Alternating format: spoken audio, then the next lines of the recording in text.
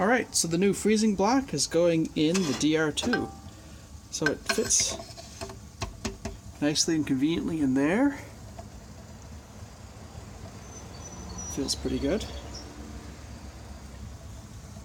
Now normally I put a temperature probe next to it to see the temperature of the inside of the evaporator.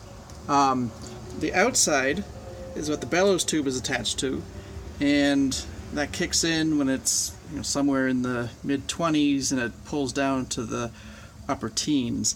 The inside, however, it can get really cold when this thing is running.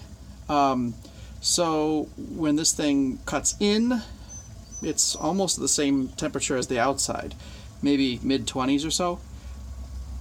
But when it is at the end of its cycle, a temperature probe next to the freezing block shows that it's maybe 1 or 2 degrees Fahrenheit. So this freezing block will get very cold. The inside is much colder than the outside, so nice for freezing ice. The nice thing about, so this is the new freezing block. It fits modern ice trays okay. The evaporator depth is it's a little bit shallow for this particular ice tray. I have ones that fit better, but as far as the mating surface is concerned, this ice tray is a little bit convex at the bottom, but it fits in just fine. The size-wise, the freezing block is great. We're not going to do that. So let me slide in the DR ice tray. Doing it one-handed, don't want to drop it. Okay, so I've loaded this with ice, or with water. So that slides in right there. You can see that is nice. So it fits quite well. So I'm actually going to take that out.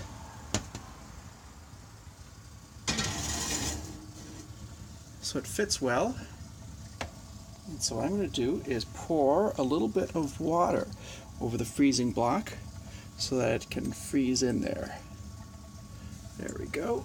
I'm going to toss this ice tray in there. There we go. So this thing should freeze in place because it relies on the thermal conductivity. Inside of here, when it's running, it gets down maybe around 10 degrees or so, but really the real freezing comes through the freezing block. And so when you have both ice trays in there, the idea is that you stack them in like that. So the one on the bottom freezes first, and so there's two different sizes. The idea is that you put this big one in overnight because it takes quite a while to freeze. It holds almost 5 pounds of ice. The little one freezes quicker. So if you need ice right away, you put this one at the bottom. If you need ice in a while, you put this one at the bottom and put this on top. So it's kind of neat how they have this little setup, and it fits the evaporator quite well. So this is how they stack together. So I'm just going to freeze the bottom one, not the top one. It's about 8 pounds of ice, the two of them.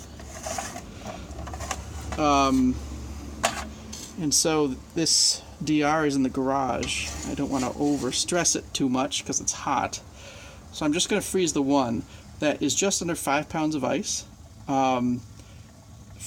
Bringing this down to the freezing point and then freezing all the ice is about 850 BTUs. I figure the cabinet is about 150 BTU an hour of heat infiltration. So I think overall it should take, so if the compressor is running continuously, that will take about just over 4 hours for it to freeze. And that's theoretically if the compressor is putting out 350 BTUs an hour and it never stops. So that's not entirely realistic, but we'll see how long it takes to freeze. And then maybe we'll have a race with the other block, and if we're ambitious, maybe a race with the CK to see how that does with this kind of ice tray. But fit and finish is nice. It looks snug on there. Cool. It fits. See how it does.